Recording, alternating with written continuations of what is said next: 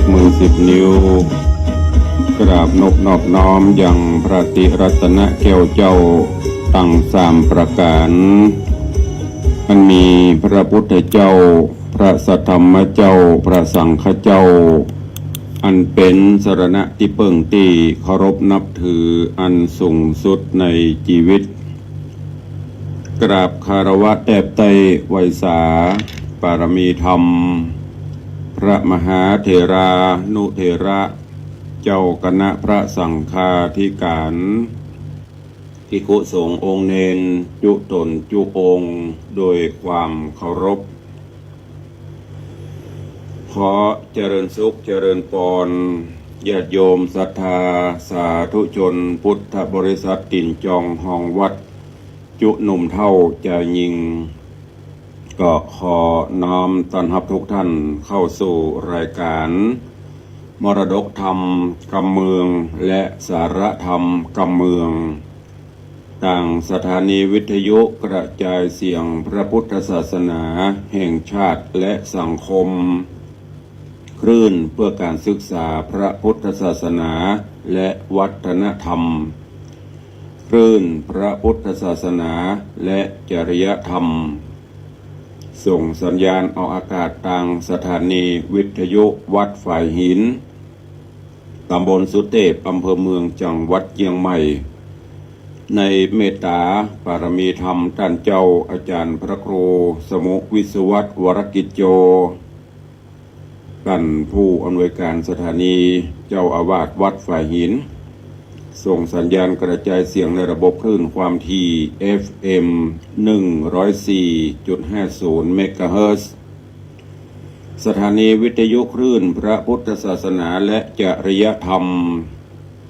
ในความอุปถัมภ์ของมูลนิธิพระบรมธาตุเจ้าดอยสุเทพ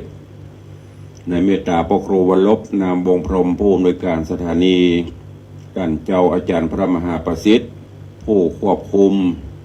ดูแลเทคนิคการกระจายเสียงส่งสัญญาณออกอากาศในระบบคลื่นความถี่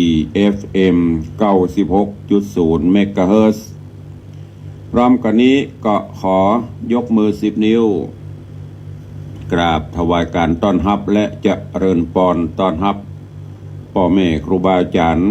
พระมหาเถระพระสงฆ์องค์เนนจุตนจุองค์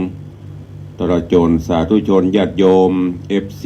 แฟนรายการทุกท่านที่ได้เข้ามาติดตามรับชมรับฟังทั้งภาพและเสียงการไลฟ์สดทางหน้าจอ Facebook ไลฟ์ของวัดวังสิงห์คำหน้าจอ Facebook ไลฟ์ของธรรมะภาคเหนือ Facebook ไลฟ์ธรรมะคลายเครียด Facebook ไลฟ์ของวัดฝ่ายหินFacebook ไลฟ์ของท่านพระครูสมุวิศวัตวรกิจโจ Facebook ไลฟ์ของ FC แฟนรายการทุกรูปทุกท่านเนอะที่ได้เข้ามาแล้วร่วมกันเผยแพร่นำธรรมคำสอนโดยการกดแชร์เสียงธรรม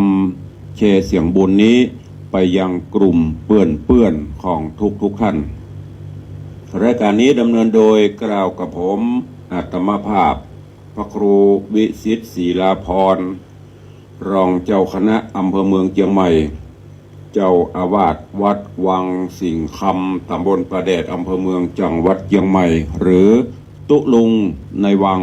เป็นผู้ดำเนินรายการเจริญพรต้อนรับโยมพี่สมพรรัตนังหรือเจทิชบาเจริญพรต้อนรับโยมสมศรีพรหมเมืองเจริญพรต้อนรับพ่อเลี้ยงวิรยุทธบุกจากจังหวัดเชียงรายวันนี้เปิดร้านตามปกติแต่ไม่ได้จิ้มฝีมือสักเตื้อ ถ้าแน่จริงต่ำส้มลำใส่กล่องส่งแก๊ปมาเนอะจะได้ชิมฝีมือแล้วก็จะได้โฆษณาให้ตัวเจริญพรต้อนรับพิธาจารย์มัคคนายกพิธีกรผู้จารย์ชื่อดังอินสมเตปินอินสม7 สีเจริญพรต้อนรับจังซอเสียงทองเสียงเงินเสียงทองยุดดำ นี่เปิ้นห้องคนเดียวเปิ้นเนี่ยพี่อายุธนาจ้างซอห่างดงกำลังเข้ามาทางหน้าจอ Facebook ไลฟ์จะไปลืมเด้อเข้ามาแล้วกดแชร์ขอเมตตานิ้วน้อยๆนิ้วเร็วๆงามๆของท่านกดไปที่สระแอซอสางรอเรียสระแอชอช้างรอเรือกรันอ่านว่าแชร์แตะเข้าไปแล้วก็กลุ่มเพื่อนๆญาติสนิทมิตรสหายก็จะได้ฟังน้ำฟังธรรมกันอย่างทั่วถึงเนอะปากันวันนี้อากาศก็อึมครึมอบอ้าวอยู่ฝนก็บ่ตกเพราะว่าช่วงก่อนเพิ่นตกหลายมื้อหลายวันถึงเมื่อวันถึงเมื่อคืนเนาะฝนตกก็เดือดฝนบ่ตกก็จมนะเนี่ยแหละคือมนุษย์ความร้อนอบอ้าวจะมาก่อนฝนความลำบากยากจนจะมาก่อนความสุขพระเดชพระคุณหลวงพ่อหลวงปู่จันทร์กุศโลหรือพระพุทธพจนะวรพรเพิ่นได้กล่าวไว้เตือนสติเฮาท่านทั้งหลายนำมาคิดพิจารณามันเป็นเช่นนั้นจริงก่อนที่ฝนจะตกอากาศมันจะร้อนมันจะอบอ้าวก่อนแล้วฝนถึงจะตกเมฆฟ้ามันจะไปก่อตนก่อตัวรวมเป็นพลังน้ำฝนแรงปะทะลมอย่างต่างๆองค์ประกอบฉันใดคนเฮาจะร่ำจะรวยจะอยู่ดีมีสุขก็ต้องทุกข์มาก่อนอาจจะเป็นทุกข์ทางกายทุกข์ทางใดหัวแล้วมันถึงจะประสบความสุขมีน้อยคนที่เกิดออกมาแล้วบนกองเงินกองทองบนความสุขนี่มีน้อยเปอร์เซ็นต์ส่วนมากเขาก็จะต้องหิหาโดยน้ำพักน้ำแรงเขาก่อนตุกมาก่อนแล้วสบายบรรลุเนอะก็ฝากเป็นข้อคิดกับทุกท่านตัวเข้าสู่หัวใจของรายการเนี่ยก่อนก็เดี๋ยวเราค่อยมาอู้มาแจกกันท้ายรายการเนื่องจากเวลามันมีน้อยเนาะทางรายการข่าวสารต่างๆท้ายรายการถ้าพอมีเวลาก็จะได้นำมาอู้มาแจกมาพบมาปะกับทุกท่าน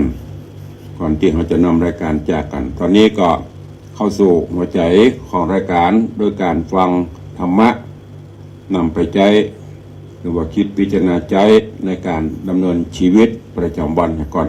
ต้อนรับทุกท่านเข้าสู่รายการเนอะตอนนี้ทาง Facebook ก็กำลังไลฟ์กันเข้ามาเจริญปอนโยมพิสมัยศรีเทพธรรมรงกำลังเข้ามาชมต้อนรับทุกท่านตัวเนอะก็ตอนนี้ไปกันจิตกันใจให้ใสสะอาดฟังธรรมะนำธรรมคำสอนหรือมีภารกิจกิจการใดก็ทำไปตัวฟังไปตัวก็ได้เนอะนะโอกาสบัดนี้ล่าสุดโยมทองคำที่วงคำกำลังเข้ามาเนอะ วันนี้จะธรรมเทศนาเรื่องบัวสี่เหล่าบัวสี่เหล่าก็คือดอกบัวสี่เหล่าที่พระพุทธองค์เพิ่นเปรียบเทียบปัญญาของคนเฮานั้นน่ะยิ่งในสมัยปัจจุบันนี้ก็เปรียบเทียบได้ในการสถานการณ์ปัจจุบันเรื่องราวของบัวสีเหล่าจะเป็นจะได้ติดตามรับฟังกันเนอะเจริญปอนโยมประณีหินหนุนไม่เลี้ยงประณีเนอะพวกมันคือคำมาเนอะมาใส่ขันดอกเอาหงตาลมาตัวใส่วันเนอะที่สำคัญกับต้นเงินเนอะจะไปลืมประสานก็ไม่เลี้ยงบึงตัวเอามาช่วยกันตังปุ้นมีไม่เลี้ยงบึงไปช่วยตุลุงไปช่วยตอนนี้มีก็ข้ามมาช่วยเนอะฝากไม่เลี้ยงประณีตัวเจริญปอนพี่หมอมัฒนาอำพันธ์เนอะกำลังเข้ามาฟังพระธรรมเทศนากันก่อนเวลาล่วงเลยไปเรื่อยๆเดี๋ยวก่อยมาพบมาปะกันใต้รายการ นะโมตัสสะภะคะวะโตอะระหะโตสัมมาสัมพุทธัสสะสุดสู่สังละพะเตปัญญันติสาทะโวฟังโดราสัพปุริสะทั้งหลาย ตั้งยิ่งใจมวลหมู่อันทาอยู่ฟังธรรมจุงดาจำฟังทีจักจี้ไขจะถึงกันนาโลกใดได้หูตามมีฟังดีเต้ใส่ย่อมจักใดปัญญาจุมศรัทธามวลหมู่จุงอดถ้าอยู่ฟังไปหอมจิตใจเหือมันจิตติดสอดดันตามธรรมบัดนี้เดชเตอศรัทธาอันว่าสัพพัญโยพระพุทธเจ้าตนเป็นปิ่นกล่าวติโลกาได้เตสนากล่าวจีแต่ก่อนกีหัวตีโพดปัญจวกีตังหาตีกลางป่าอิสิปัตนามึกทาญวานวันนั้นเล่าก็ได้เป็นนาเกาอรหันตาสอนมนุษย์สามวลหมู่ได้พร่ำหูกองดีกำสอนมิตรหลายหลาก84,000 คันหากเป็นตราย่อลงมาเต้ใส่จัดนับได้ว่ามี3ลำดับตามแต่เก้าว่าสัพเพว่าสัพพะปาปัสสะอาการนังบอกกระทำบาปเศร้ามัวดำหลีกเว้นกรรมจะถอยกุศลสูปสัมปตากวนไฟหอยต่างบุญสจิตะปริโยทะปนังมีใจนุนพองแผ่วตานแล้วยินดีอันว่ากรรมสอนมิทีถอยหากสุขุมบ่อน้อยกัน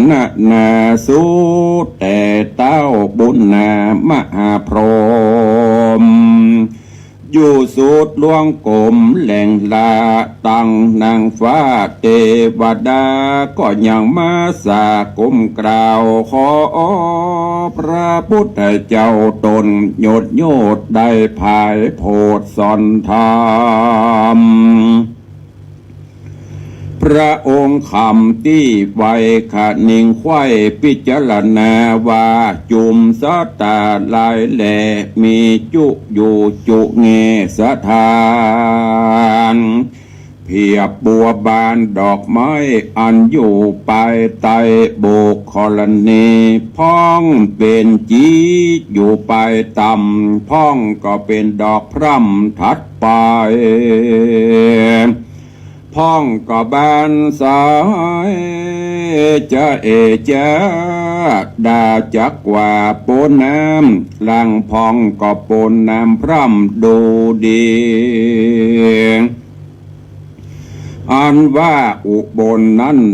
มี4 หมู่จากกล่าวโออุปมาเหมือนดังคนนา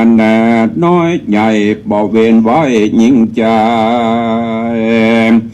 ล่างพ้องมีพระญาภายจบจอดหูแจงรอดกองดีหูหลีกหนีตั้งบาปอันกระยาบนา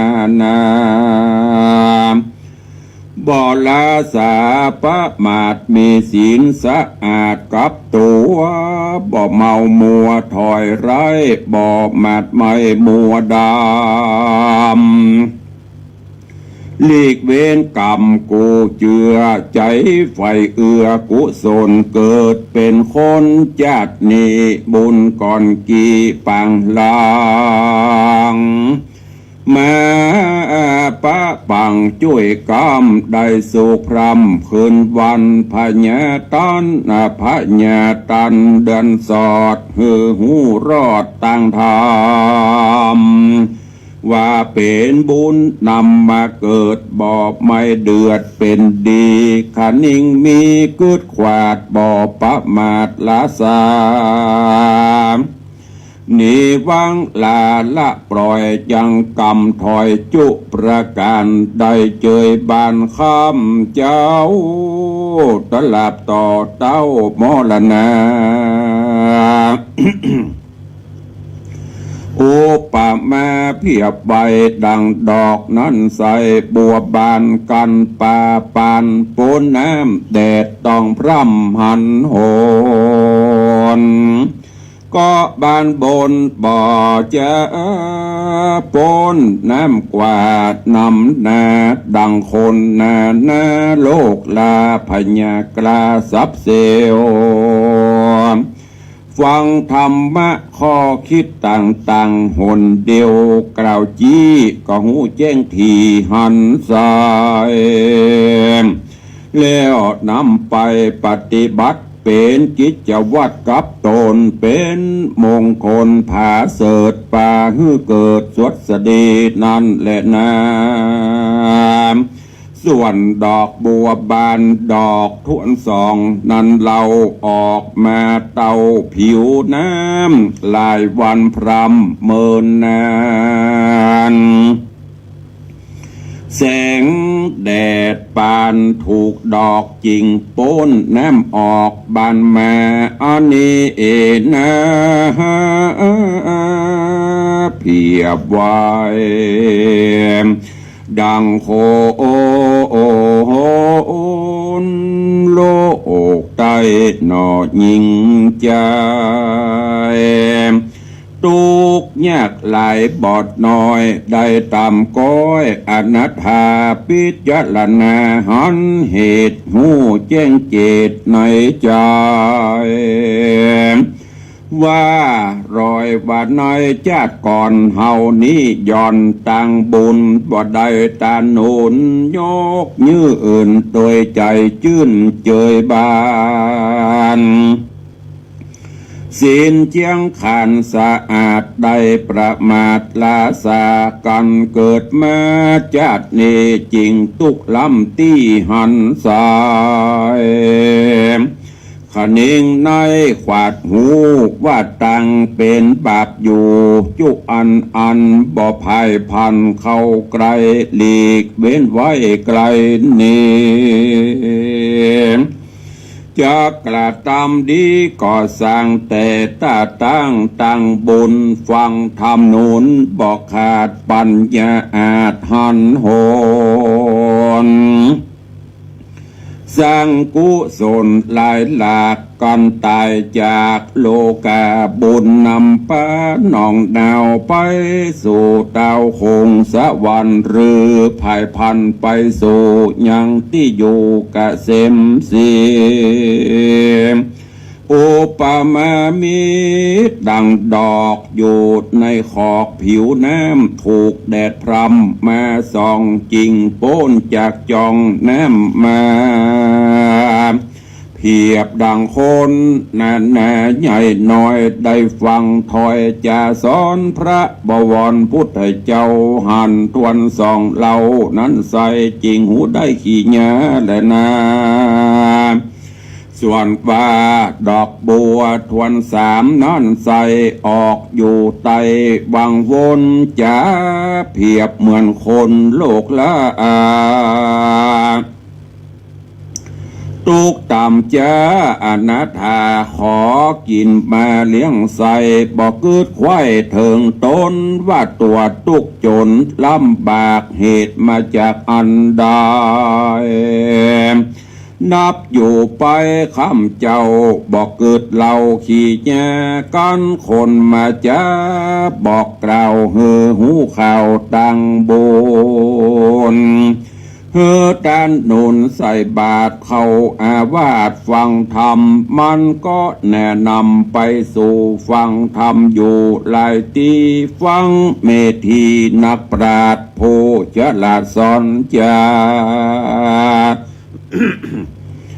หลายเตื้อนำแน่นับบ่ได้จริงหูไข่ทีถอยว่าคนใหญ่น้อยยิ่งใจเขาสุขสบายไหลหลากบ่ตุกยากเหมือนเฮา ย้อนบุญเขาสร้างไว้เขาจริงใดเจยบานเฮาอับผ่านจัดนีตุกลำตีอนาถาม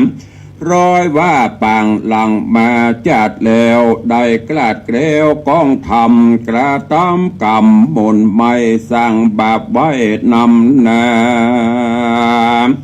บาปนอนหนาคลื่นครอบสะยองตอบตัวตันตุกจริงวันมาสู่กันขวาดหูหันใส่ก็ใส่ใจบ่จะหักษาศีลห้าดวงงามเฮือตันตามบอกขาดกันกรอยกลาดวำไว้ได้ผ่านพาไปเกิดตีพาเสดกะเสมใจอุปไม่ดังดอกพงจักออกเป็นจีอยู่โปนแนมมีไปต่ำจากได้โปนแนมนันยากนับเตหากเมินนานนั่นแหละนาส่วนปัวบานดอกท้วนสีพงจากรีน้อยน้อยน้อยเจอจอจิตจอจิตจ้อยเจ้าจีเปลือกตมมีลาบลูโอเปลือกตมมีลามโลยังติดอยู่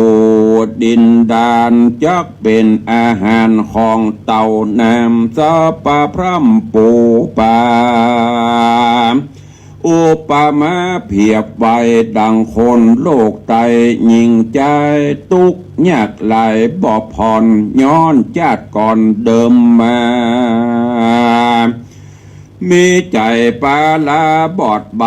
สร้างบาปไว้กับตัวเต้าเมามัวเลี้ยงต้องบ่แม่นจองกองทำพญาดำมืดบอดบ่แจงจอนจอดอันใดเต้าอยู่ไปค่ำเจ้าบ่เกิดละเอาหันโหนการกุศลน้อยใหญ่บ่เกิดไฟทำหาสัมปาลากระยาบกินเหล้ากับลาบตึงวันบ่เกิดหันตัวเก่าบ่เกิดเหล้าจักสั่งแน่บุญกว้างอันใดบอกเคยไปใส่บาตรบอกเคยเข้าอาวาสฟังธรรมกระทำกรรมเหี่ยมโหดบอกกลัวโทษอบายการว่ามันน่าตายมูบาปตั้งหลายก็มาส่งยูฮื้อไปเกิดนรกเดือดอเวจีเป็นตุกขีไม่มาด500 จาดเป็นประมาณศรัทธาหาน้อยใหญ่จุงจำไว้เป็นตรา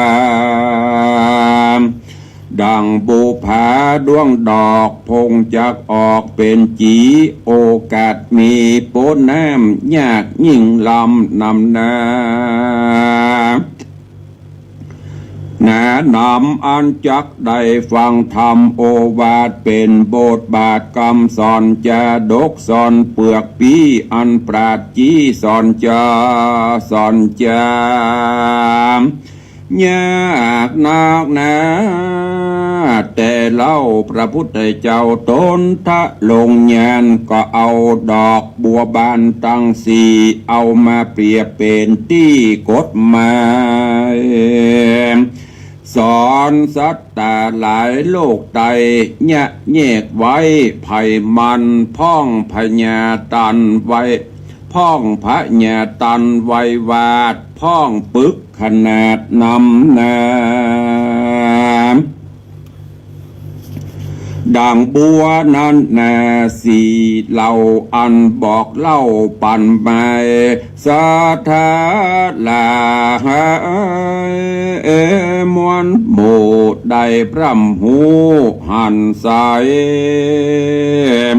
บ บัวเหล่าใดนั้นนาสายจัดเอามาใจ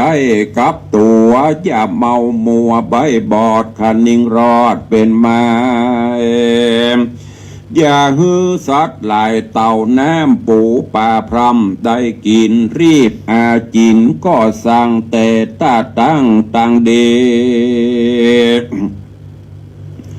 บ่เสียทีที่เกิดได้เป็นคนพาเสดจาดนี้แหละนาตัดสมาเหตุนั้นใส่คนน้อยใหญ่ยิ่งใจจุงตั้งใจหมายฟังที่ยังกำกล่าวจี้จะสอนอย่าหาวนอนเติกเต้าต่อหน้าพระเจ้าองค์คำการฟังพระธรรมนั้นใส่อดีตแต่ไทยเป็นปีก็เคยมีแลนะขอมูลละศรัทธาตั้งหลายฟังแล้วนายจุงนำไปกึศวิจารณาอานิสงส์นั้นนาการฟังมาบังเกิดในใจยามตายไปหมวยมั่งจากโลกกว้างโลกีสติดีขวัดหูบลงอยู่ต่างตาบุญนำปาไปลอดเวียงเกี่ยวยอดมหาเน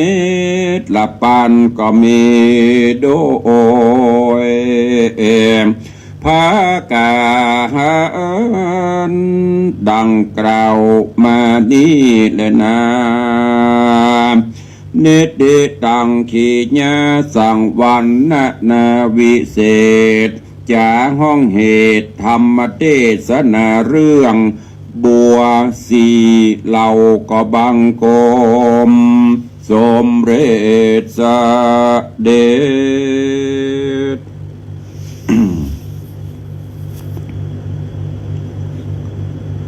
วันนี้ตุลุงก็ได้นำเอาธรรมเทศนา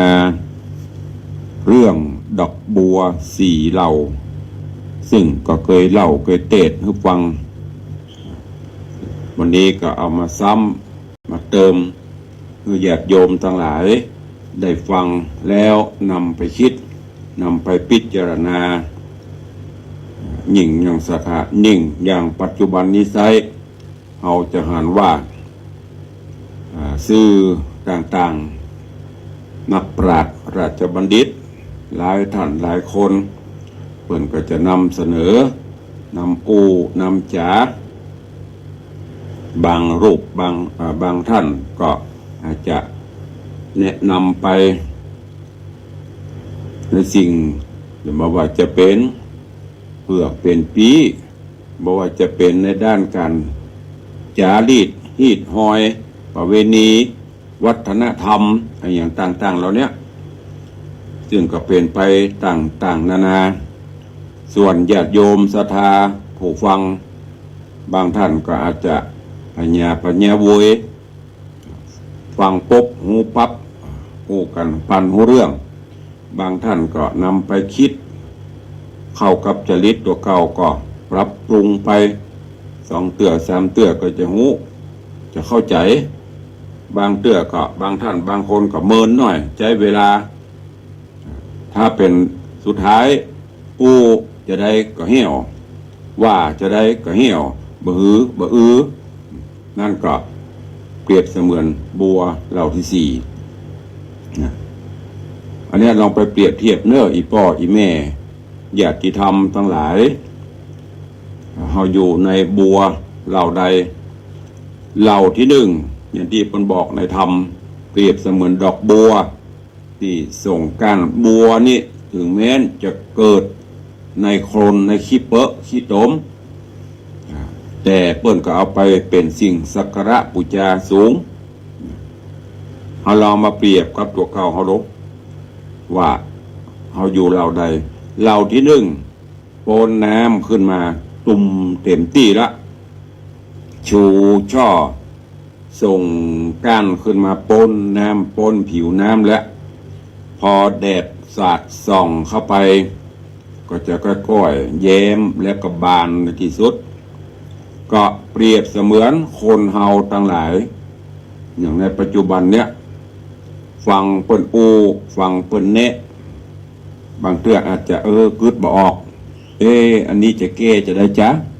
พอเปิ้นชี้เนะชี้นำปุ๊บเป่งลึงปัญญาบานปัญญาเกิดขึ้นแก้สถานการณ์ต่างๆได้ฟังน้ำฟังธรรมฟังคำเดียวกับหูเรื่องราวต่างๆที่เปิ้นฝึกเปิ้นสอนอย่างครูบาอาจารย์เปิ้นชี้แนะชี้นำพร่ำสอนศึกษาศิลปะวิทยาการต่างๆแนะนำคำเดียวหูเรื่องอย่างว่าจะเป็นช่างจะไปเรียนอันนั้นอย่างนี้ครูแนะนำแป๊บหูทันทีสามารถทำได้อันเนี้ยเพราะว่าเปรียบเสมือนดอกบัวเหล่าที่หนึ่งอย่างที่หลวงพี่ตายตุลงทองว่าโอ้ก็ยังตันหูอย่างเตี้ยรู้แล้วอันเนี้ยคือดอกบัวเหล่าที่หนึ่งอันเหล่าที่สองก็กำลังปิ่มน้ำละปิ่มผิวน้ำละวันก็จะค่อยๆส่งก้านส่งดอกขึ้นฮับแสงแดดฮับแสงตะวันแสงอย่างต่างๆฮับลมฮับอากาศดีก็จะกรี้จะบานไปก็เปรียบเสมือนมนุษย์คนเฮาครั้งแรกยังหมูเตื้อซ้ำเข้าไปแหมกรรมหรือหัดแปลงหั่นแปลงนี้ครั้งแรกมันยังบ่สำเร็จอาจจะครั้งที่สองทดลองต่อหรือดำเนินกิจธุรกิจต่างๆครั้งแรกมันบ่สำเร็จลองแหมกรรมลองผิดลองถูกไปแก้ไขอันไหนที่มันบกพร่องปรับปรุงอันดีที่มันดีขึ้นก็จะสำเร็จไปเหมือนดอกบัวพอปิ่มน้ำส่งแหมมันส่งก้านส่งขึ้นมาแสงแดงมันก็จะบานอันประเภทที่สามบัวเหล่าที่สามอันนี้ยังบะป้นน้ำเตื้ออยู่ใต้ผิวน้ำอยู่ แล้วก็จะค่อยๆส่งขึ้นมาส่งก้านส่งจ่อขึ้นมาเมินไปหน่อยใช้เวลาหน่อยมันก็จะโปนผิวน้ำขึ้นมาเมื่อโปนผิวน้ำขึ้นมาได้รับแสงรับอย่างต่างๆมันก็จะเบ่งบานไปก็เหมือนโคนเท่านั้นใช้เวลาหน่อยแนะนำหลายเตื้อน้อยอบหลายเตื้อน้อยอบหลายรอบน้อยซ้ำเข้าคือเขาได้รู้จักความเปลี่ยนแปลงเปรียบเทียบต่างๆจากนั้นก็จะเบ่งบานก็มันจะสำเร็จไปไอ้ประเภทสุดท้ายนี่ลำบากหน่อยปุ่นอยู่ในปืนขี้เปอะขี้โดมผู้โยบอกหูจักจะส่งจ่อส่งก้านอย่างละตูบไปกับตูบมาปกขึ้นทางซ้ายกับแกงไปทางขวาปกทางขวากับไปทางหน้าทางหลังจะได้กับบ่ขึ้นบ่เมินบ่นานก็หิวเฉาไปเป็นอาหารของเต่าของปลาของสัตว์น้ำไปเปรียบเสมือนมนุษย์คนเฮานี่จะได้ก็เหี่ยวสอนจะได้ก็เบาแนะจะได้ก็ตามกำมือเนี่ยก็บิจังเอาไปพอตัวอย่างหั่นนี่จะได้ก็เหี่ยวปกก็บ่ขึ้นจะได้ก็บ่เข้าใจถ้าเป็นพญาเฮาบ้านเฮาก็คือคนง่าวนะคนโง่สุดท้ายก็ตกเป็นเบี้ยหลังของเปิ้นจุเปิ้นไล่เปิ้นหลอกเอาเนี่ยพูดเดี๋ยวเจ้าเปิ้นเปรียบเพราะฉะนั้นการสอนการแนะนำอย่างต่างๆหรือการพิธีที่ตุลงบอกไปแต่ต้นนั่นเอาจะให้มันเหมือนเดียวกันหมดมันก็เป็นไปไม่ได้อย่างที่เปิ้นนักจัดรายการที่ที่จาน่ะต้องเป็นอย่างง้นต้องเป็นอย่างนี้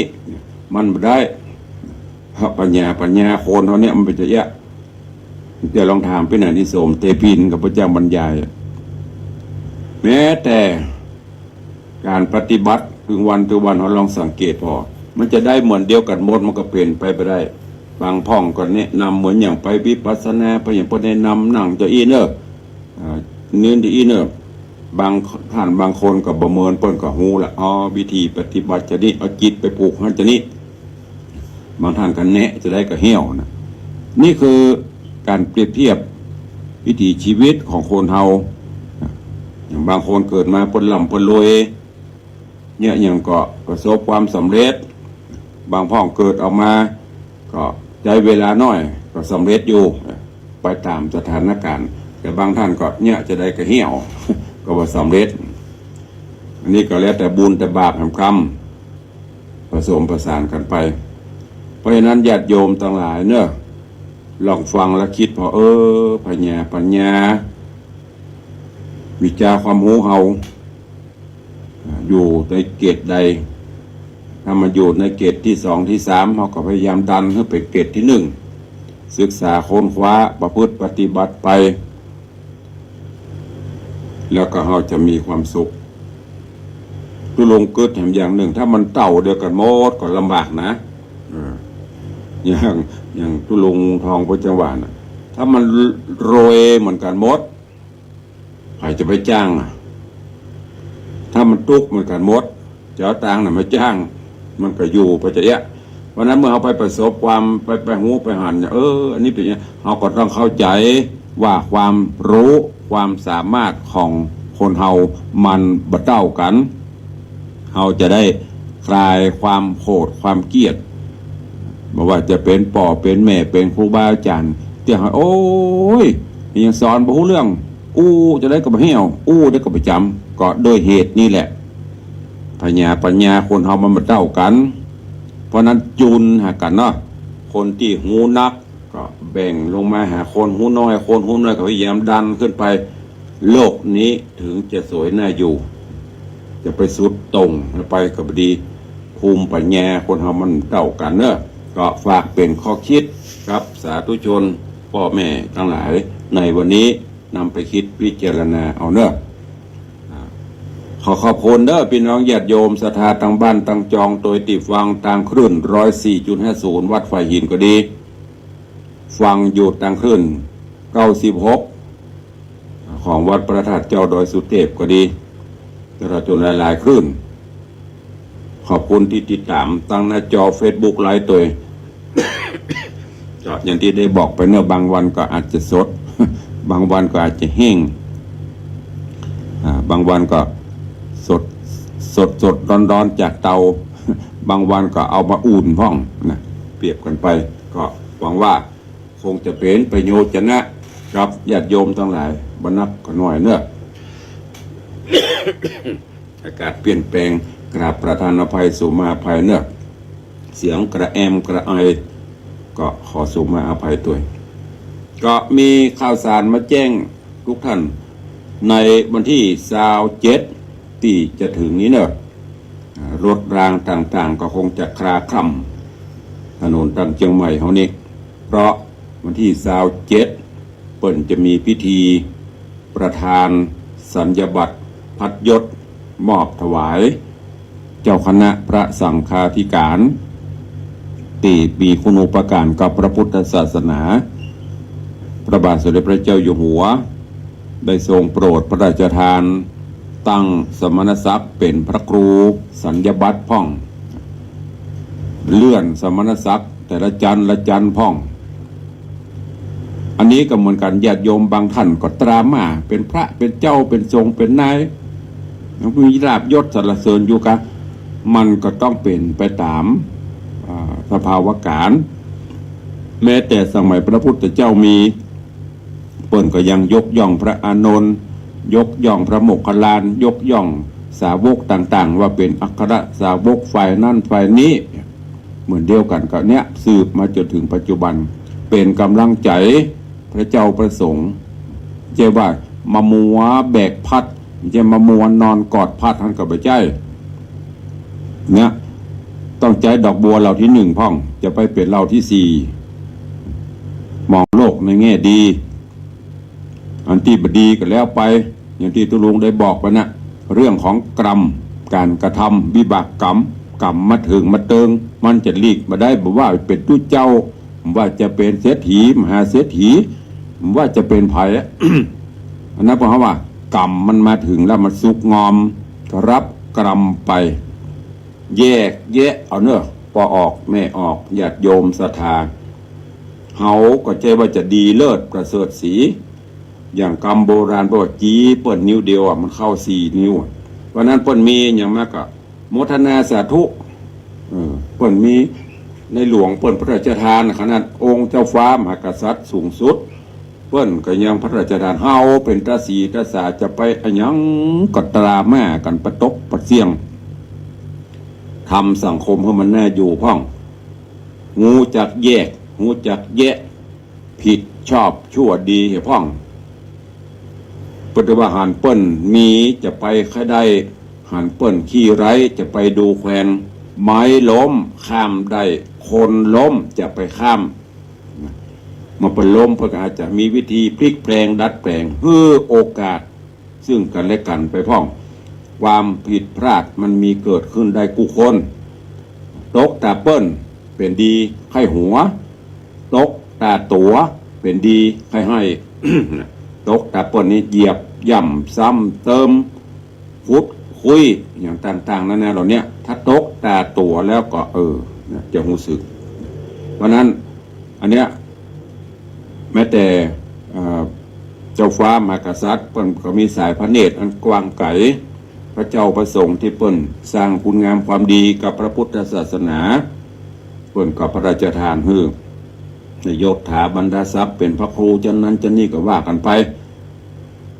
แต่สุดท้ายก็ตายก็ไม่ได้อย่างพระตุลอย่างตุลุงว่านั่นนะจะเป็นพระครูจะเป็นเจ้าคุณจะเป็นสมเด็จจะเป็นอย่างก็เหมือนเดียวกันแต่เมื่อเรามีชีวิตอยู่เนี่ยก็เป็นการประกาศคุณงามความดีเนอะในวันที่27นี่สังฆมณฑลหนเหนือ17จังหวัดภาคเหนือเปิ้นจะมารับประธานไม่ใช่กินนะ ต้องแยกนะรับพระราชทานรับประทานถ้าเป็นมันเป็นราชาทรัพย์รับประทานสัญญบัตรพัดยศจากเจ้าประคุณสมเด็จอาจจะเป็นเจ้าคณะใหญ่หนเหนือหรือผู้ปฏิบัติหน้าที่แทนสมเด็จพระสังฆราชที่วัดลัทธิวันขอนตานอำเภอแม่ริมเนอะวันที่27นี่ถนนทุกสายถนนเรือทุกสายถนนรถรางจะถนนสุมาถ้ารถรางจะ มุ่งสู่ถนนสายแม่ริมบุญก็รถจากนะเดี๋ยวสถาบุปนิอย่างกันนะก็แจ้งส่วนวัดไหนที่ท่านสมภารเจ้าวัดเพิ่นได้รับก็ไปแสดงมุทิตาร่วมยินดีกับกันเนอะมันเจกัตุเจ้านะเป็นการประกาศชื่อเสียงเกียรติคุณของวัดวาอารามต่างๆโดยนั่นก็แจ้งให้ญาติโยมต่างหลายเนอะวันที่27ตั้งแต่มาเจ้ามันถึงหลายแล้วบางพ่องเพิ่นก็อย่างตั้งนครสวรรค์ตั้งไต้บุญเพิ่นก็จะขึ้นมานอนพักกันแล้วก็พิธีเพิ่นจะมีช่วงบ่ายหลังจากฮับแล้วก็ปิกวัดไผวัดมันเฮเขาวัดจัดพิธีต้อนรับอันนี้ก็จะโดนทำนะ อันนี้ว่าไว้ก่อนบางพ่องเขาเฮเห็นเต้นเต้ก็จะได้บะเตื้อแล้วเขาก็ไปแจ้หอมนะ ว่าต้องจะนั่นต้องจะนี่นะอันเนี้ยตุลุงบ่ได้ว่าไปเนอะมาต้องไปตรามมาคือมีคนห้องอย่างก็มุทิตาชื่นชมยินดีไม่ต้องไปว่ากันอย่างนี้เฮาบ่ได้หอมก็ดักเฮาบ่หอมก็ดักเฮาบ่ไปก็ดักไผใจว่าอย่างฮื้อ มันต้องเอามาลงโจตราแม่อันนั้นนี่ขอเมตตากับญาติโยมศรัทธาของสังคมเฮาน่าอยู่คนทำดีก็สรรเสริญเยินยอกันไปเนาะอันนี้ก็ฝากไว้กับทุกท่านเนอะหลังจากนั้นกับวันที่บางวัดเพิ่นก็จะเฮเข้าวัดเปิดวันที่27นั่นบางเที่ยก็28 29แล้วแต่ละที่ตุลงนำมาประชาสัมพันธ์ฮือหูเนอะเพื่ออีป่อยแม่บ่ฮู้ปีนี้เพิ่นจะมีการพระราชทานหรือว่าประทานสัญญบัตรพัดยศแถมอันหนึ่งก็คือช่วงนี้จะเป็นช่วงของงานส่งน้ำพระธาตุเจ้าเจดีย์หลายวัดหลายวาวันพระหน้านี่วันศีลหน้านี่วันที่10วันที่10ที่จะถึงนี่ก็หลายวัดเนอะระเบียดวงโขงไกลนี่อันนี้เป็นประเพณีวัฒนธรรมที่บรรพชนเฮาเปิ้นปฏิบัติเฮาก็สืบกันไปว่างเว้นก็ไปทำบุญสูญตานไปอย่างที่ในธรรมบอกตะเกียบุญคือความสุขใจสร้างอันใดไปสุขใจ บะเดือดร้อนครอบครัวบะเดือดร้อนตัวเก่าบะเดือดร้อนประเทศชาติบ้านเมืองบะสร้างความเสียหายให้กับไผ่นั่นแหละคือบุญมาเจ้านี่ตื่นมากะไปใส่บาตรอาบน้ำอาบท่าแต่งตัวเสร็จซื้อข้าวสุกของกินยะก็เข้าปั้นกล้วยหน่วยไปใส่บาตรยื่นยงใส่บาตรไปจิตใจเฮาเบิกบานอิ่มนั่นแหละคือบุญแต่ตรงกันข้ามหันตุเจ้ามาหำละหัวมดมื้อนี้มาซ้อว่ามาหากินจิตอกุศลไปก่อนละไม่ต้องทำใจไปเป็นล้านก็ไม่ได้บุญสักอย่างเพราะจิตมันไปจิตเป็นนายกายเป็นเบาสร้างไปเตอะญาติโยมต่างหลายอยู่ตัวกันไปมันบัดถึง100 ปีพันปี100 ปีก็ตึงบ่ค่อยถึงก็ต้องตายจากกันไปต้องไปจมต้องไปว่ามันต้องไปหยั่งกันคนนั้นดีคนนี้บ่ดีดูตัวเราดูตัวออกบอกตัวได้ใช้ตัวเป็นปรับปรุงตัวเก่าเฮาอย่างบัวสีเหล่าที่อกเตดปะเนี่ยเฮาอยู่เหล่าที่3ก็ดันขึ้นไปเหล่าที่2อยู่ที่2ก็ดันไปที่1เฮาจะได้มีความสุขมองโลกในแง่ดีนะมันมีประเพณีต่างๆเฮาว่างเฮาก็ไปบ่ว่างก็แล้วไปเนอะแต่ละวัดแต่ละวาที่วัดวังสิงห์คำตุลุงก็ขออนุญาตประชาสัมพันธ์เนอะตลอดก็มีกำหนดการงานทำบุญประเพณีใส่ขันดอก108มีงานทำบุญส่งน้ำพระธาตุแล้วก็ตาลต้นเงินเพื่อหาจตุปัจจัยสมทบสร้างกุฏิส่งโรงหลวงโดยเฉพาะซื้อกระเบื้องมุงหลังคาตอนนี้โครงหลังคาขึ้นโครงเหล็กขึ้นแล้วถ้าไม่ได้มุงก็จะเป็นสนิมจะเป็นขี้เมี่ยงตุลุงก็นำมาบอกให้ยันเนอะไผ่ไข่หอมก็หอมไผ่บ่ไข่หอมก็บ่เป็นหยังบ่ต้องไปตราม่าอย่างเนี้ยกูว่าไปจะมาตราม่าอย่างก็มีรายการนั่นกับบุญรายการนี้กับบอกรายการตุลุงก็เคยบอกแล้วว่าไม่ได้บังคับบุญถ้ามันเคยสร้างร่วมกันอยู่ที่ไหนมันจึงได้สร้างอันเนี้ยต้องเชื่อเรื่องหมู่นี้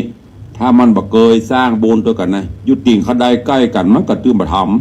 ำอันนี้เป็นสัจเป็นความจริงนะเมื่ออยู่แถวกรุงเทพกรุงแน่พุ่นน่ะก็เพราะเขาได้สร้างบุญร่วมกันในอดีตชาติ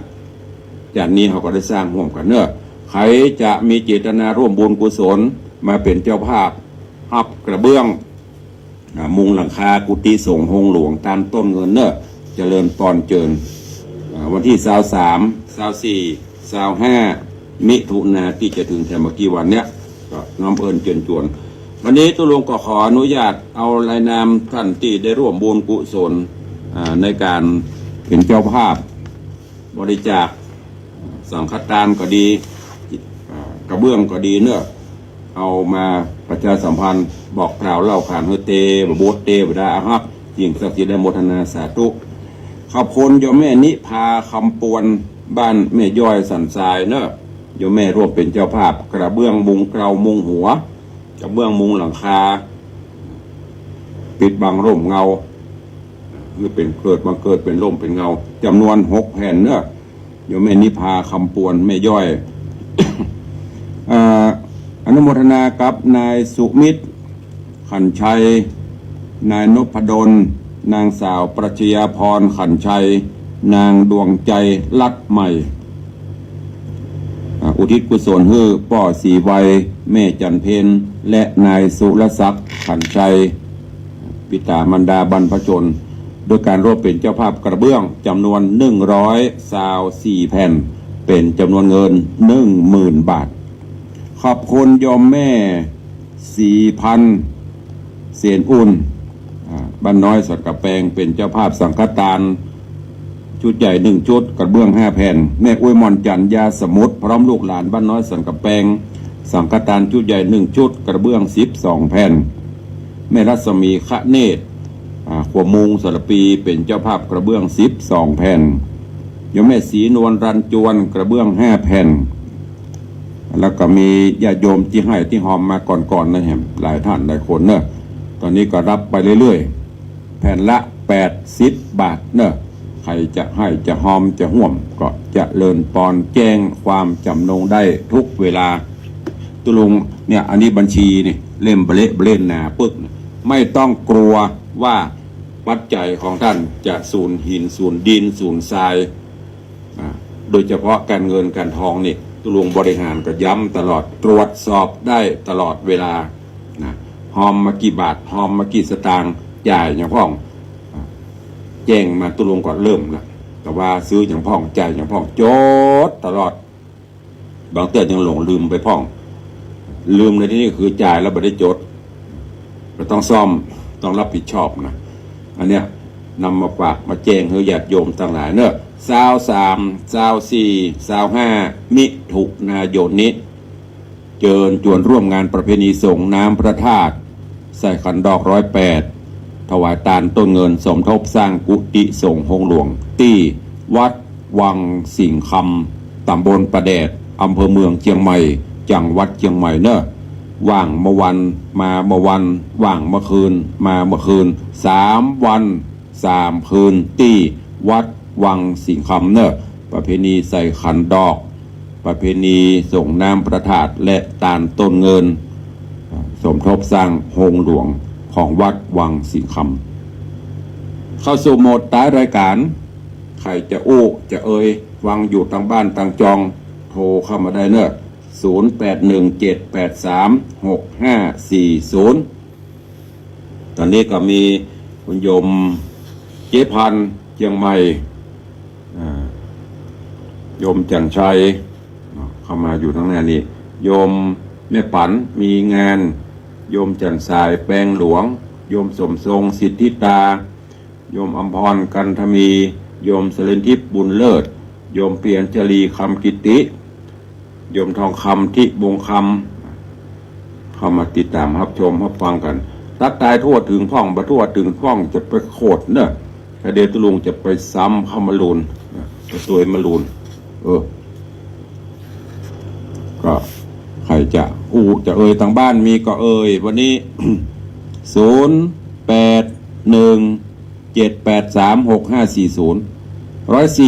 0817836540 มีก็96เขานี่ยังหนาแน่นอยู่เนาะป่อแม่ติดฟังตัง96นี่ตอนที่ตุลุงเอาแกงอุ่นก็คือเทปออกที่ปล่อยแม่ฟังก็โทรเข้ามาอยู่โอ้อีแม่จะช่วยกระเบื้องตุลุงอีดูตุลุงเนอะนอนตูบ ฝนตกก็หัวอยู่จะได้เล่งได้มุงได้บังเนอะหอมกันมาในโอกาสวันเกิดในโอกาสครบรอบ50 วัน100 วันปีการหาพ่อหาแม่หาพี่หาน้องก็สามารถร่วมบุญกุศลได้เนอะจะลึกชื่อของท่านทั้งหลายจะอยู่ตลอดสมทรงสิทธิตาว่าจะรวยฟังอยู่เนอะเจ้าอนุโมทนาสาธุเนอะบุญรักษาสาธุฟังอยู่เนอะเจ้าสาธุเจ้าอาจารย์คำว่าจะรวยฟังดีเจ้าสาธุเนอะอาจารย์คำแสงบุญมีไผ่แหมเข้ามาแม่เจ้าวันเข้ามาวันนี้มีโยมแม่สมทรงสิทธิตาแม่จันคำแสงบุญไข่แหมจะได้แม่อุ้ยมอนจันแม่อุ้ยมอนจันภาครับปนบดีฟังแต่กระจัดไข่อู้กับตุลุง